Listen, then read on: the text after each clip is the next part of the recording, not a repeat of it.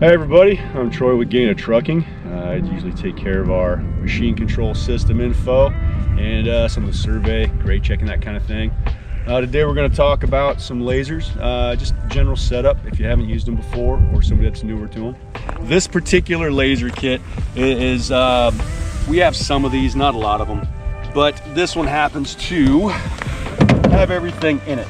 Quite often you're going to see the tripod will be just separate, loose. You know, the shot rod here will be separate, loose. Maybe there's a sleeve for it, but the case would be much smaller with the laser, with the receiver. So to get this started, what I want to talk about first off is taking care of the stuff and just a couple of basics on the maintenance. Please close them, keeping the dust and the dirt out. You know, these things are meant to be outside. However, the moisture gets in there. The dust and dirt, it can have an effect. Battery compartments, connection ports, potentially, that kind of thing. Good maintenance, good habits. We'll come back to the tripod and the shot rod. Let's go to the laser and receiver first. Here, very common receiver. They put out class 3 laser, red beam. You don't want to look into it. It can be harmful, can be damaging, so don't look directly at the beam. But these here receive any signal that's being sent out. You're on a job site, you might have multiple lasers, 2 or more. There are some fancier models than this that do have a radio lockout feature. They're out there, but there's a lot more of these basic type lasers and receivers. So because they can receive any signal, stay conscientious of other receivers or lasers on your job site. If this was to break, you can get it replaced, potentially repaired, but a different receiver, can be a different model number, can still be used because they're just a basic class 3. Your general buttons, very common layout. First off, power button, volume button, okay, so whichever you need. This is going to be your accuracy, and you can see on the screen here, this model is telling you the accuracy differences, and you see the number changing on the screen. 1/2 tenth, 2 tenths, 1/2 tenth, 2 tenths. Now some of them don't give you the number. They will just make this little symbol here change to a tighter, or I should say smaller number of lines to a larger number of lines. And the smaller the number of lines, the more accurate you're going to be, the tighter the range is when you're working with your shot rod. And then this button here, millimeters, inches, we're working in, you know, not in millimeters, but in inches, not fractions, feet. So normally we're working in feet. And to that point, real quick, we're looking at the shot rod here. Notice this is in tenths of a foot or decimal feet. It's not 12 inches to a foot, it's 10 tenths to a foot. Obviously, a 1 foot is still 1 foot, but 1 inch equals 0.8 tenths for us, and it's very common to work in tenths of a foot. Again, we'll come back to this later. Go ahead and hold the power button here, power that back off. Let her sit for the moment. This particular model has a leveling bubble up top there, so as you're holding with your shot rod, you can just keep yourself level as you're receiving your beam. The battery compartment, oh, side note, here's a readout you can get. So readout here, it also reads out back here. You only receive beam there. Battery compartment on this one, couple of double A's. Normally they're either double A's or a 9-volt. And then your attachment here. Sometimes these get broke, they're plastic. but it's pretty straightforward. The connections, a couple of preset holes, and a metal connection there. Align them.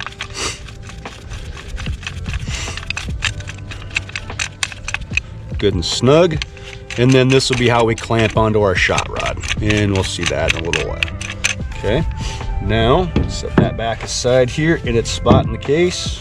There we go. Go to the laser. This particular laser, this particular model happens to be an LL300N. There's multiple models out there. There's other brands. But you see on here, this one is not a slope laser. It is just a basic flat level laser. On button, this will be when if it's out of level and it's letting us know. We'll have to re-level it. So we've got basic body as you see around here. This port would be if there is rechargeable batteries. This one specifically does not have a rechargeable battery pack. This one just has D-size cells in there. That's very common. And then you can just see the way they go in. A couple little teeth right here into that guy. Down and in. Okay, so one more time. Bring that off. You can see there's a gasket around there to help keep moisture out. But as I mentioned earlier, good habits. Keeping this case closed when it's not in use. If you get rained on, drying things off. I'll even let things sit over on the passenger side of my vehicle, down on the base baseboard there where your feet go, so that they can dry off before I put them back in the case. All right. Couple of things about the body of the laser you're going to see here. These marks up top, as well as these triangles, very common.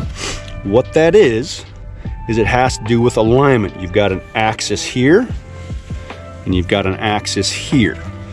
Now this one has a function where you can set it on its side, you know, possibly if you're using it indoors, doing drywall and lines for framing or whatever. We're not doing that, we're doing dirt construction. So we're normally going to use the bottom connection here, set her up flat. The glass, you want to just wipe off carefully, just keep your dust off of it, let your beam get out of there nice. Okay, but setting the laser up.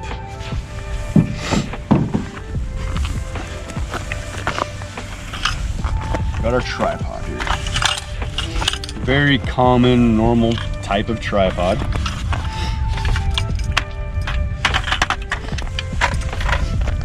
Got the pivots there. Here are the clamps that allow you to release. Clamp on the legs here. Allow you to release to make it taller. Release all three sides.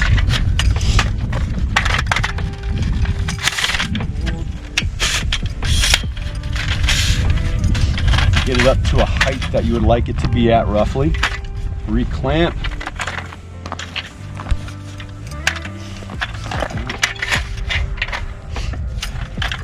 That way, when you're leveling this, now we're on the rock, so we can't really get these in the ground well, but you normally want to.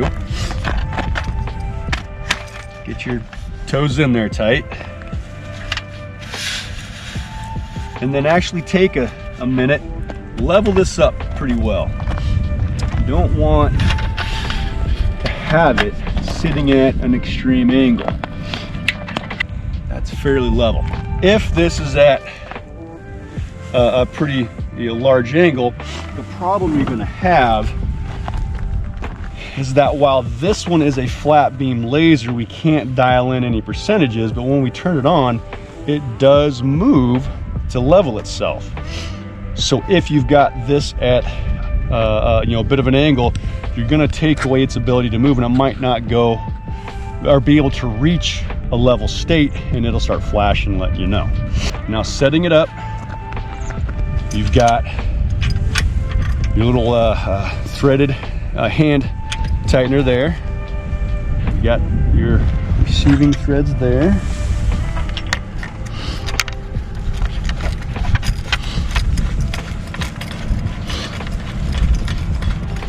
Okay, now that's snug. Possibly you might be wanting to do some sort of alignment depending on the job you're trying to accomplish, the task you're trying to accomplish. And you can use these here, these axis marks, line them up if you're trying to set this on a specific alignment, and then tighten it down the rest of the way so that it's secure and stable. Again, we're in rock, we can't really get these pushed in well. So when you are working, always stay aware of keeping it secure and stable. The wind might come up, shove it over. It gets bumped by something on the job site, you know, you walking up next to it, but a couple things to say up front like is, good habit is the laser gets you know, it can save checked, a catastrophe, a problem later, verified a problem at later. a shot. A phrase I'm fond of saying is that it's level. That another thing the is, seals if you're are not intact, comfortable so that doing all the something, electronics are staying in good shape. Supervisor. Right? Now to start it, we're going to just push the on button, and now it's moving, leveling itself out, and now it starts rotating. So it's rotating at a, I don't know the revolutions per minute, but it's rotating at a speed to where it's actually functioning. If you see it rotating very slowly, that normally means either it's out of balance or the batteries are wore down. And replace the batteries is the first thing you can think of, but also if it's out of balance, out of level, it should be showing you right there flashing. Now you see it's flashing there. Lights are flashing, it's buzzing, letting us know, hey, I can't level myself out. So just back to that good habit of when you initially set up the tripod. Get it awfully level, look at it from a couple directions. That way this can level out as much as possible. So this has gotten back to level. Now we're back to spinning normally. So this would be normal operation, okay? Let me come back to here, grab our shot rod and receiver.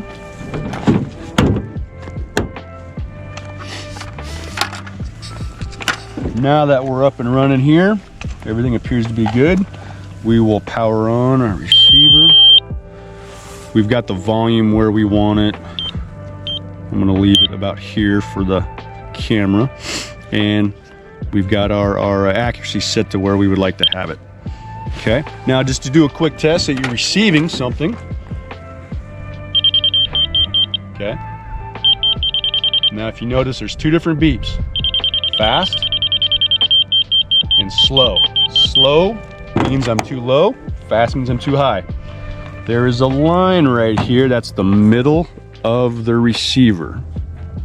So that is where we're gonna get a solid tone. When we are too high, we're receiving it here, we're gonna get a fast beat. We're too low, we're gonna be receiving here, we're gonna get a slow beat. So one more time, I'm low, right? Too low. Now we're too high.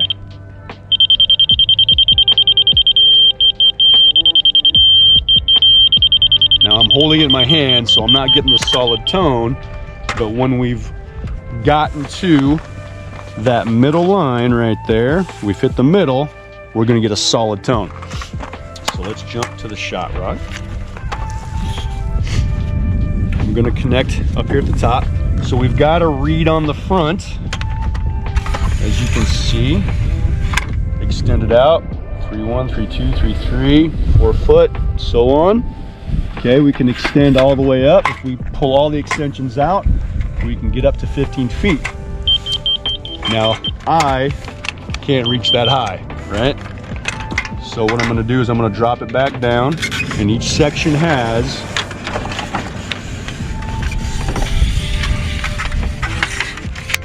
the little buttons. Okay. But I'm gonna collapse the shot rod all the way down. Now, if you notice here on this side, you see 4 foot, 5 foot, and so on. So what that is gonna be, once we connect up the receiver to the shot rod, just gonna put it right at the top, flush. Now what we're gonna see is we can read it easily from here. So if we get way up in the air, I can read I'm 8 foot 4 or 8.45 feet, 8 foot 4.5 tenths up in the air to my receiver. So if you've got something you are obviously set up higher, you're down your slope a ways, your laser beam is up in the air, or you're trying to measure down into a hole, you're up here safe, you can measure down into a hole, drop it in, and you can figure out what your depth is. So here we can see we're high, and as we get closer, see the little arrow disappearing. Solid tone, and that's low. So I'll bring it back up. Now, we found solid tone at this point right here. We got a flat beam off the laser, our receiver right here at this spot. I get solid tone. So what that means is that center line, flush here, 4 foot 7 tenths, 1, 2, 3, 4 hundredths, but you see 5 hundredths is right there. So 4 foot 0.75 feet, 4 foot 7.5 tenths. People are going to word it a little bit differently. Now that is this location right here. Let me grab my paint. Make a mark here. That's the spot I just shot. So what I'm going to also mark, I shot 4.75. Now, what I'm going to do is walk over here and measure up the slope. Now, notice I'm saying up the slope, and I'll come around to that a little bit more here in a moment. So I'm just going to pick a spot, just because we're doing this for a conversation. I'm going to say right here is where I want to measure to. Now, I tell you what, let me back up half a step. Here's a little small thing that I like to do, depending on, I'm trying to measure slope sometimes. But the shot rod, I'm going to go 6 feet away, and now I'm going to go and paint my dot because I want to be specifically 6 feet away. The reason being, slope, we often work with slopes, 3-to-1 slope, 5-to-1 slope. I'll come back around to that. My second dot I've established, I'm going to measure what it is. So now I'm going to drop the receiver and the shot rod up here. Notice the receiver is coming down because I'm finding that flat beam again.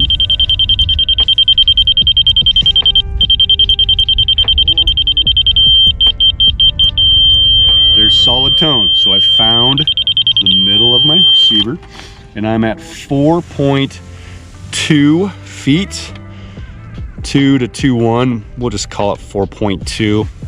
You know, within 100th for what we do is, that is, you know, that'll be good. Okay, so 4.2 feet. Now notice something here. I'm gonna turn this away so it's not beeping. From this point, that is higher up the slope, my number is lower. Then this point down the slope, the number is higher. The bigger the number, the lower the elevation. The smaller the number, the higher the elevation, because the beam is coming out flat, and if the slope is doing this, you've got a bigger number on the shot rod to get to that elevation versus a shorter distance here. So the smaller the number, the higher the elevation. The bigger the number, the lower the elevation. I've noticed over the years that can mess with people when they're first learning how to work with the laser.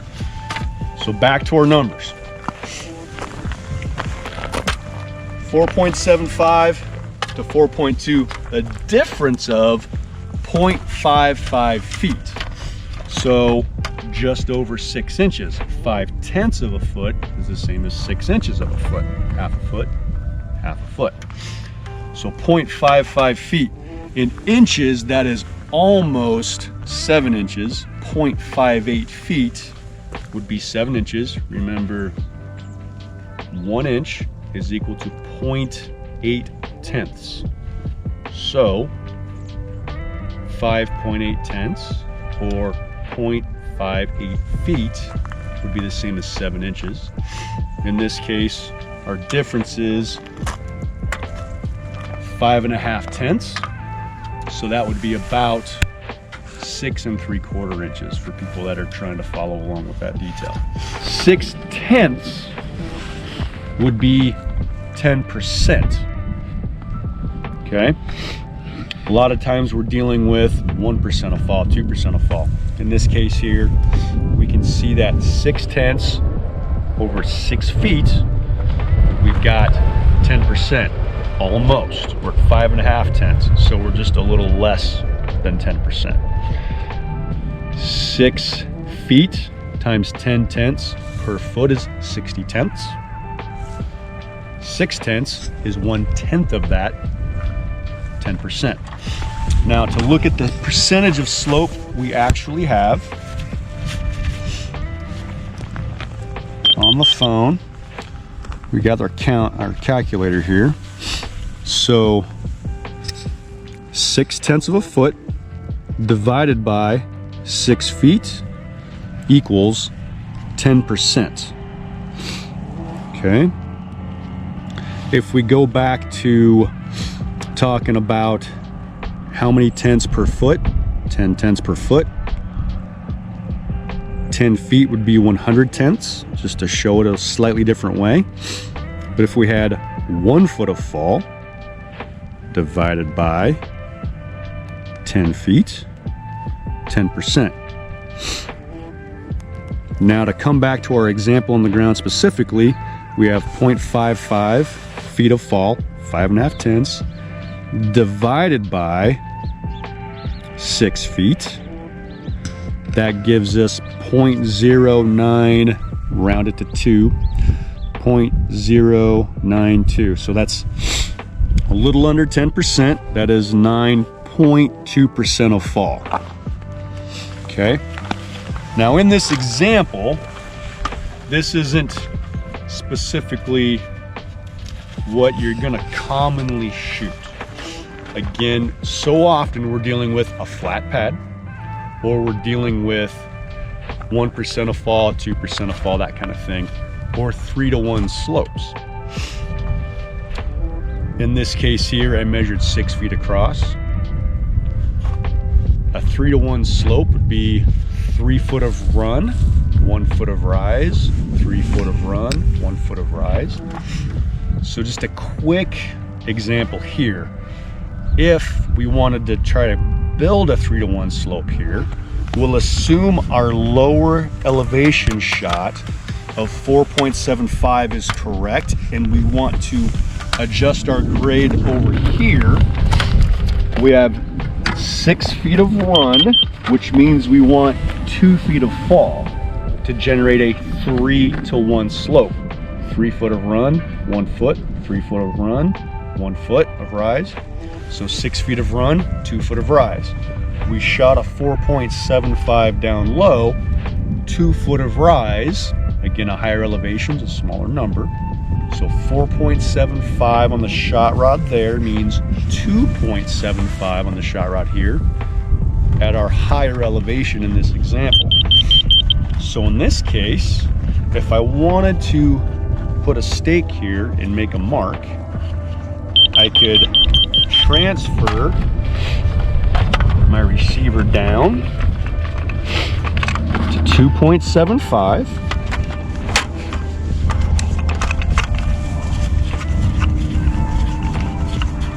I've got the top right here, which is aligns with this.